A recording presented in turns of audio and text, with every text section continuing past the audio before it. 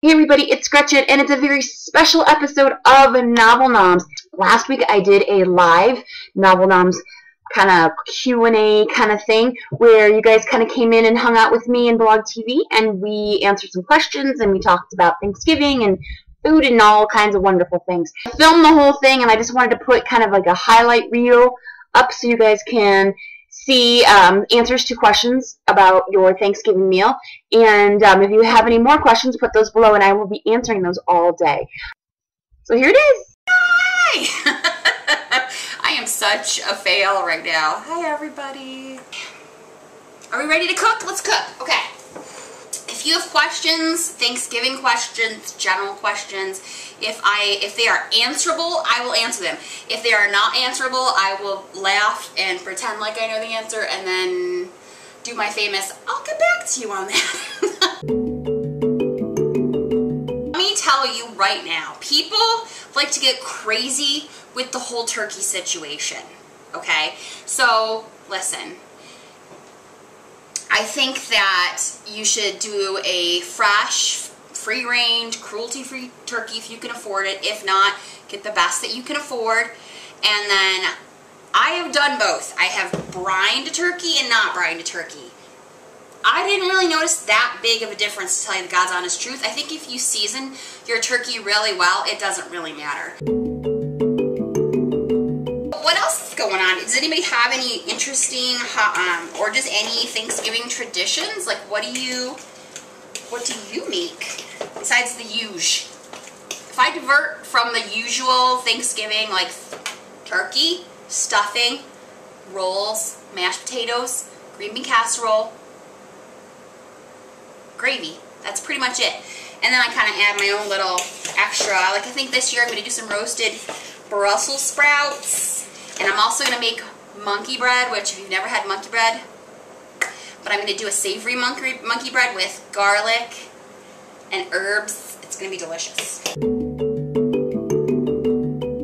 This is my husband's department. I'll tell you that right now. But Thanksgiving, I usually start the turkey early on Thursday morning. So I almost always, depending on how big it is, if it's like over 15 pounds-ish, I will start it on Tuesday, like Monday, like late Monday.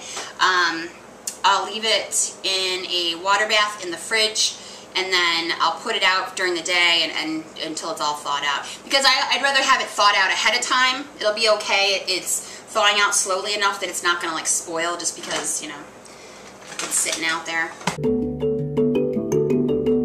I like roasted Brussels sprouts. You just toss some Brussels sprouts with olive oil. You can even saute some bacon and onions.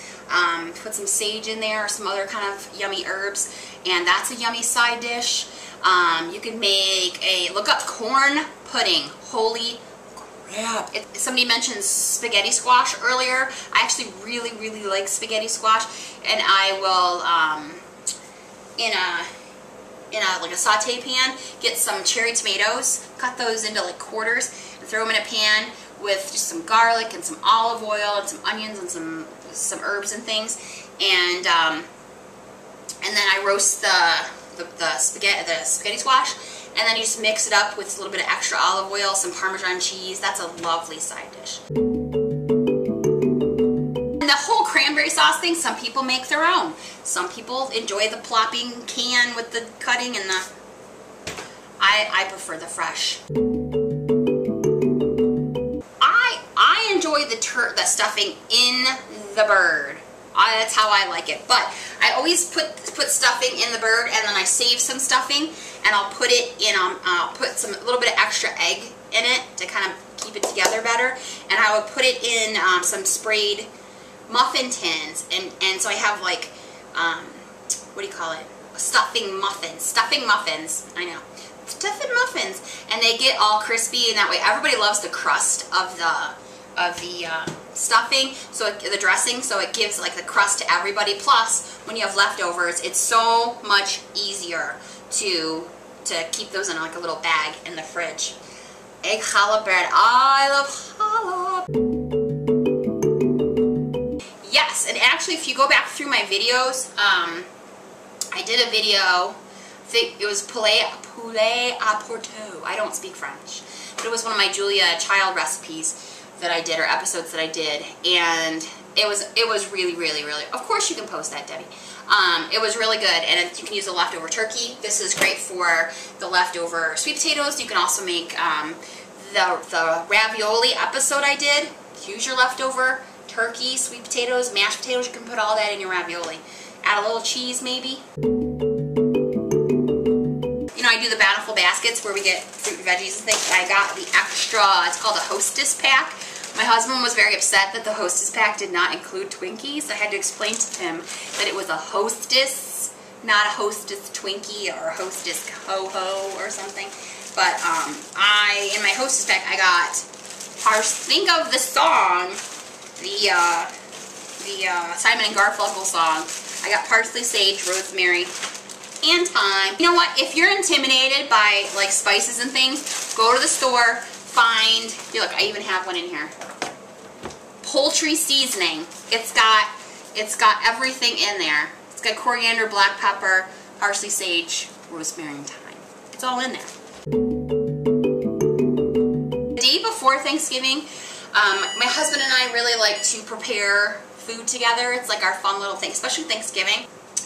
And so the night before, I will chop up everything that needs to be chopped, diced.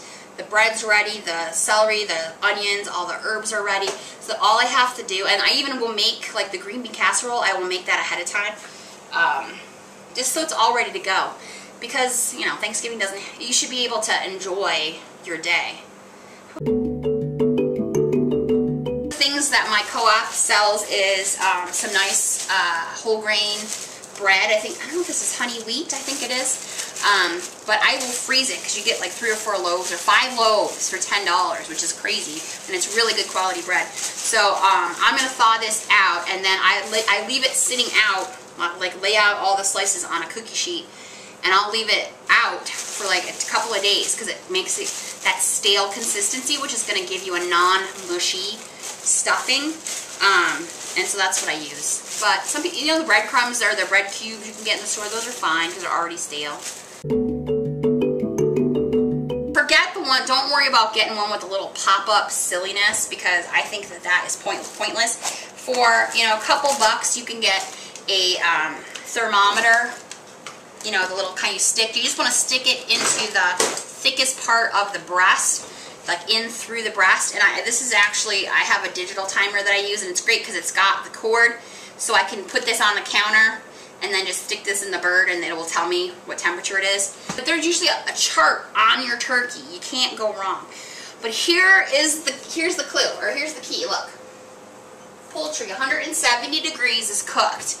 But you figure your turkey is probably going to come out before all your stuff, right? If you take your turkey out at 170 degrees, by the time it's ready to eat, it's going to be overcooked. Because even though you're taking it out of the oven, it's still cooking. So I always take mine out like high 50s, like 58, 59, and I'll just put a piece of tinfoil over it and tent it, so to speak, and the juices will redistribute, it'll finish cooking, and it'll be so perfect. Is people love to get these fancy, they're not fancy, but they're like turkey bags, like you put the turkey in the bag. 2 things. Number 1, if you're going to use the turkey bag, a lot of people don't read the directions and things blow up. You got to put a little bit of flour in the turkey bag with the turkey, because that'll keep the bag from exploding. I don't know the science, I just know that that's true. Number 2, you don't really need a bag. I think that as long as you keep an eye on your turkey, I mean, I've made it without the bag for years, and I think it's just as delicious. I hope you guys have a fantastic holiday. Enjoy your family. Be grateful. And I will see you next time on Noms.